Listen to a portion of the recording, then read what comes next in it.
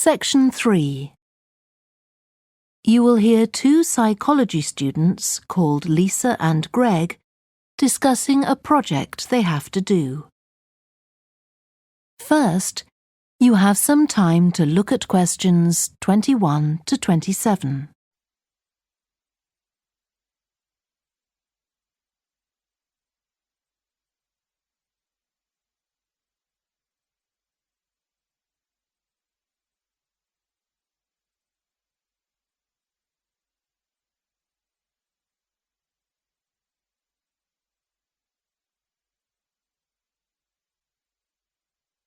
Now listen carefully and answer questions 21 to 27. OK, Greg. So I finally managed to read the article you mentioned, the one about the study on gender in physics. About the study of college students done by Akira Miyake and his team. Yeah, I was interested that the researchers were actually a mix of psychologists and physicists. That's an unusual combination. Yeah. I got a little confused at first about which students the study was based on. They weren't actually majoring in physics. They were majoring in what's known as the STEM disciplines. That's science, technology, engineering and math. Yes, but they were all doing physics courses as part of their studies. That's correct. So, as I understood it, Miyake and co. started from the fact that women are underrepresented in introductory physics courses at college, and also that, on average, the women who do enrol on these courses perform more poorly than the men. No one really knows why this is the case. Yeah, but what the researchers wanted to find out was basically what they could do about the relatively low level of the women's results. But in order to find a solution, they needed to find out more about the nature of the problem. Right. Now, let's see if I can remember. It was that in the physics class, the female students thought the male students all assumed that women weren't any good at physics. Was that it? And they thought that the men expected them to get poor results in their tests. That's what the women thought, and that made them nervous, so they did get poor results. But actually, they were wrong. No one was making any assumptions about the female students at all. Anyway, what Miyake's team did was quite simple, getting the students to do some writing before they went into the physics class. What did they call it? Values affirmation. They had to write an essay focusing on things that were significant to them, not particularly to do with the subject they were studying, but more general things like music or people who mattered to them. Right. So the idea of doing the writing is that this gets the students thinking in a positive way. And putting these thoughts into words can relax them and help them overcome the psychological factors that lead to poor performance. Yeah. But what the researchers in the study hadn't expected was that this one activity raised the women's physics grades from the C to the B range. A huge change. Pity it wasn't to an A, but still. No, but it does suggest that the women were seriously underperforming beforehand in comparison with the men. Yes. Mind you, Miyake's article left out a lot of details, like did the students do the writing just once or several times? And had they been told why they were doing the writing? That might have affected the results. You mean if they know the researchers thought it might help them to improve, then they just try to fulfill that expectation? Exactly. Before you hear the rest of the discussion, you have some time to look at questions 28 to 30.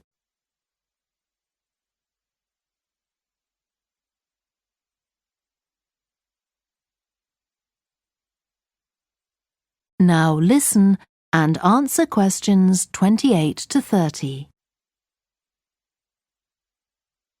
So anyway, I thought for our project we could do a similar study, but investigate whether it really was the writing activity that had that result.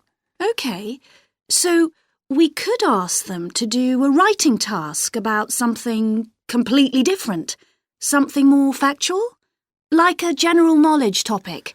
Maybe. Or we could have half the students doing a writing task and half doing something else, like an oral task.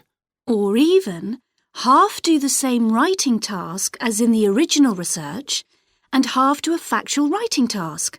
Then we'd see if it really is the topic that made the difference or something else. That's it. Good. So, at our meeting with the supervisor on Monday, we can tell him we've decided on our project. We should have our aims ready by then. I suppose we need to read the original study. The article's just a summary. And there was another article I read by Smolinski. It was about her research on how women and men perform in mixed teams in class, compared with single-sex teams and on their own. Let me guess, the women were better at teamwork. That's what I expected. But actually, the men and the women got the same results, whether they were working in teams or on their own. But I guess it's not that relevant to us. What worries me, anyway, is how we're going to get everything done in the time. We'll be okay now we know what we're doing. Though I'm not clear how we assess whether the students in our experiment actually make any progress or not. No, we may need some advice on that. The main thing's to make sure we have the right size sample, not too big or too small. That shouldn't be difficult. Right, what do we need to do next? We could have a look at the timetable for the science classes. Or perhaps we should just make an appointment to see one of the science professors. That'd be better. Great. And we could even get to observe one of the classes.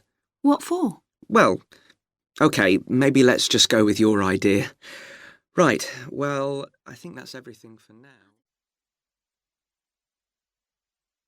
That is the end of section 3. You now have half a minute to check your answers.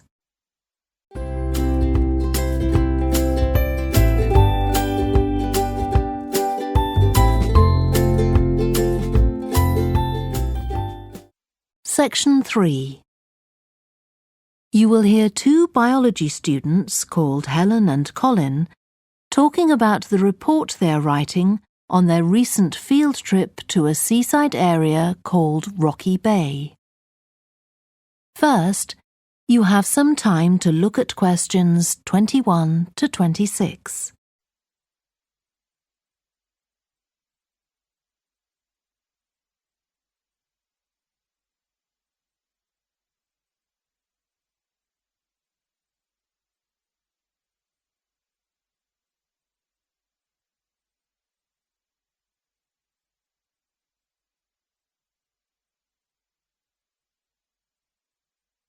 Now listen carefully and answer questions 21 to 26. I've brought my notes on our biology field trip to Rocky Bay, Colin, so we can work on our report on the research we did together. OK. I've got mine too. Let's look at the aims of the trip first. Right. What did you have? I just put something about getting experience of the different sorts of procedures used on a field trip.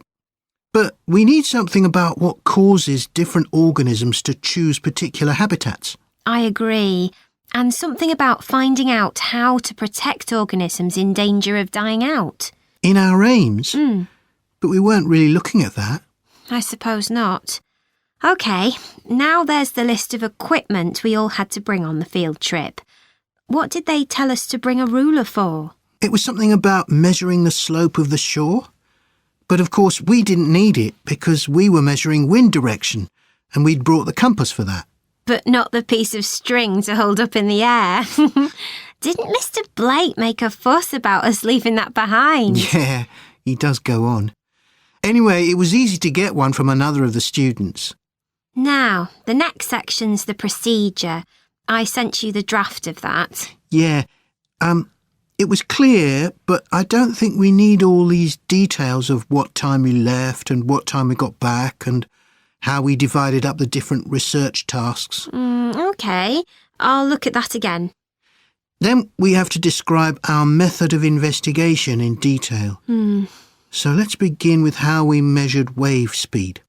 I was surprised how straightforward that was. I'd expected us to have some sort of high-tech device, not just stand there and count the number of waves per minute. Not very precise, but I suppose it was good enough.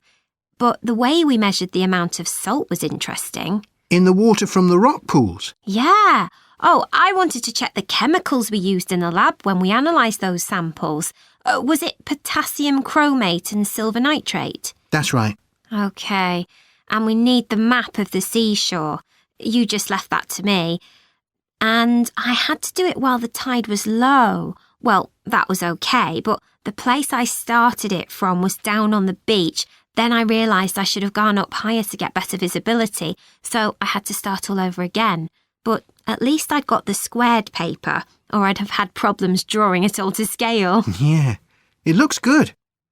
We could get a map of the region off the internet and see if we need to make any changes. I had a look, but I couldn't find anything. But you took some pictures, didn't you? Yeah, I'll email you them if you want. OK. I'll make my amendments using those. Then I can scan it into our report. Great. Before you hear the rest of the discussion, you have some time to look at questions 27 to 30.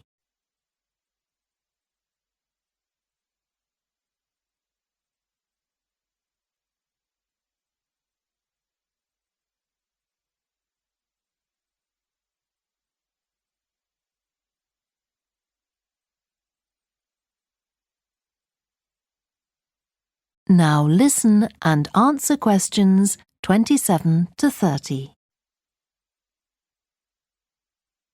Now, when we get to our findings, I thought we could divide them up into the different zones we identified on the shore and the problems organisms face in each zone. So for the highest area... The splash zone? Yeah. We found mostly those tiny shellfish that have strong hard shells that act as protection. But not from other organisms that might eat them, predators. No, that's not the main danger for them, but the shells prevent them from drying out because they're in the open air for most of the time. Right. And since they're exposed, they need to be able to find some sort of shelter or cover themselves up so they don't get too hot. Then in the middle and lower zones, nearer the sea, we need to discuss the effects of wave action. Yes, and how organisms develop structures to prevent themselves from being swept away or even destroyed by being smashed against the rocks. I haven't done anything on the geological changes. I don't know what to put for that. No, we weren't concentrating on that. Maybe we need to find some websites. Good idea. I've got the lecture notes from Mr. Blake's geology course, but they're too general. But we could ask him which books on our reading list might be most helpful. Right. OK. Now, I did a draft of the section of sources of possible error in our research, but I don't know if you agree. For example, the size of the sample and whether it's big enough to make any general conclusions from. But I thought actually we did have quite a big sample. We did. And our general method of observation seemed quite reliable. But we might not be all that accurate as far as the actual numbers go. Yeah, we might have missed some organisms, if they were hiding under a rock, for example. I wasn't sure about the way we described their habitats. I decided it was probably OK. Yeah, and the descriptions we gave of the smaller organisms, they weren't very detailed, but they were adequate in this context. I'm not sure we identified all the species correctly, though. OK. We'd better mention that. Now, how are we going to... That is the end of section 3. You now have half a minute to check your answers.